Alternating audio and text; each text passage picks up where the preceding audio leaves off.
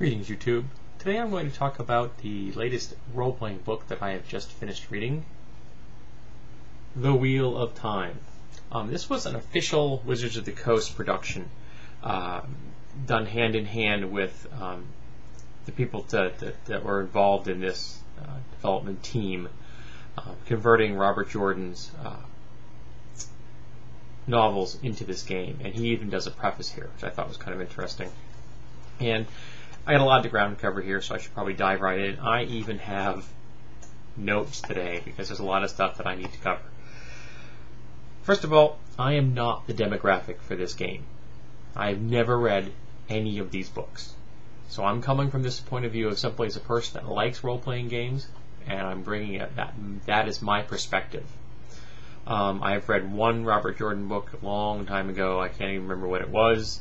Main character was a leper, I think. It wasn't bad, didn't thrill me. Because this is based on a series of books, anyone who's read them has been completely immersed in that setting. Because of that, this book uses a lot of terms. This is a term-heavy book that make no sense in the English language. They are completely part of the very fabric of the Wheel of Time setting. I found that annoying. I guess it makes a lot of sense. If you like the books, you're going to understand these terms. You're going to, pick up on it in a snap. You're going to understand what the people are talking about. But from someone who is not part of that universe, who is not part of that fandom, it was off-putting. I like the fact that the different types of humans are described. They have different kinds of backgrounds.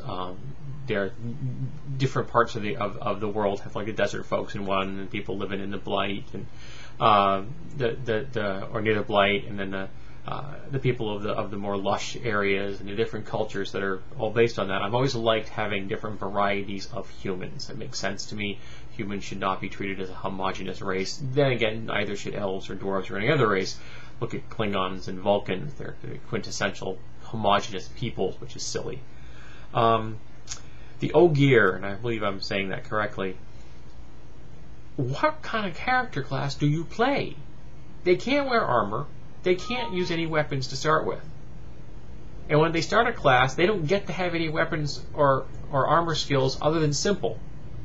So you play any kind of class, like a fighter, you want to play an armsman, you're going to have to buy with feats the ability to wear armor or use weapons.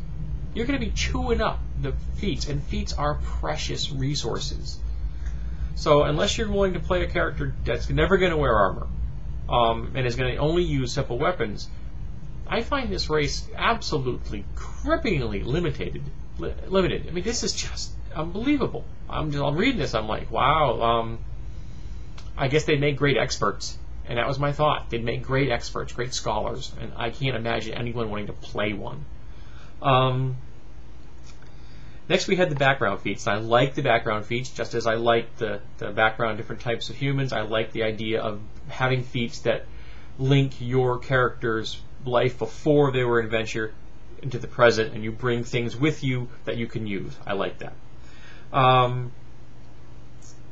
The Desert Warriors, whatever they're called, that big long name, why the heck did they not get Tumble as a skill? I mean, that makes no sense. They're supposed to be no armor, fast, athletic, duck and weave in, using their environment against their foes. Why the heck are they not skilled at tumbling? That makes no sense to me. If I were to run this game, I would definitely give them the tumble skill. Oh yeah, I should point out that this is a 3.0 based rule system, not 3.5. There are some slight differences. There are people that don't like the 3.0. I prefer 3.5, so be aware of that. The channelers. Now I've heard it said in a number of different places online, and now I've seen it with my own eyes, that the channelers are without a doubt the most powerful class in this game. And I quite frankly don't know why anybody would play something other than a channeler. However, having said that, the sexism in this class is unreal. There are 5 schools of official channeling magic. 4 of them are open only to women. Only 1 of them is open to men. And if you're a man, you go insane if you use your own abilities. If you're a male, you could only see magic produced by male channelers. If you're female, you could only see magic produced by female channelers. Talk about men are from Mars, women are from Venus. You literally cannot understand the point of view of the other gender. I mean, that's really heavy-handed metaphors, folks. That's like taking a baseball bat to someone's skull trying to get their point across. I'm reading this, I was just stunned. You can ask my wife, I'm like making comments out loud while I'm reading the book. I'm just like, I can't believe that this is going on. I like the skills. They're pretty well handled, but Pathfinder has spoiled me rotten. I prefer the way Pathfinder handles skills. Lost feats. You have to buy a feat, which then allows you to buy more feats. That's absurd. There's 2 tree feats, the Tree Warden and the Tree Singer. The Tree Warden is linked to concentration. Just let it be a single feat. You buy it. It's tied to the concentration skill. Tree Singer, it's tied to your craft Tree Singer ability. You tie it to that skill. You don't need an entry feat to punish people if they want to do this. That really annoyed me. Weapon illustrations.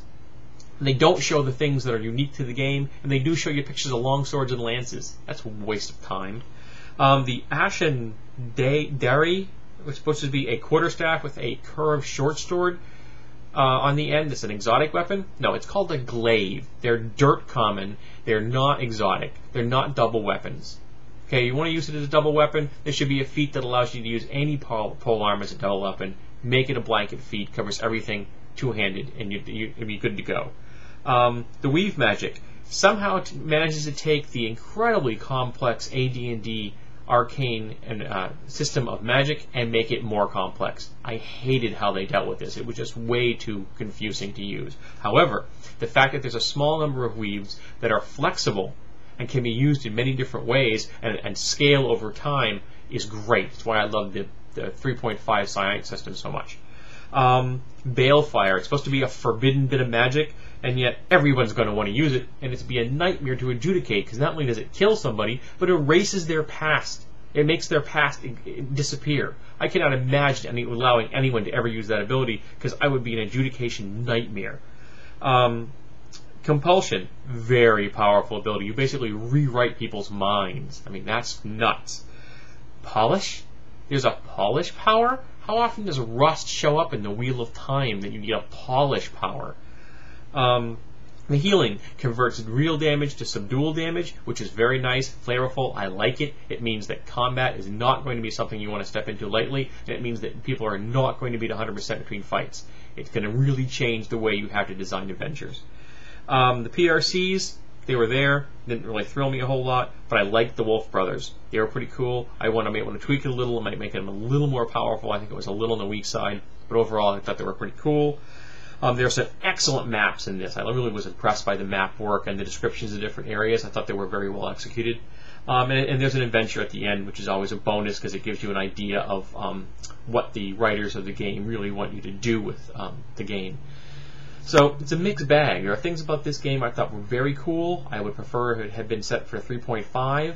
But there are things about this game that tells me I am never going to want to read the Wheel of Time series, even if I read fiction. I mean, the sexism is so prevalent. It is so rampant. And it is so unsubtle. I mean, just brutally right in your face sexism. I found that really annoying.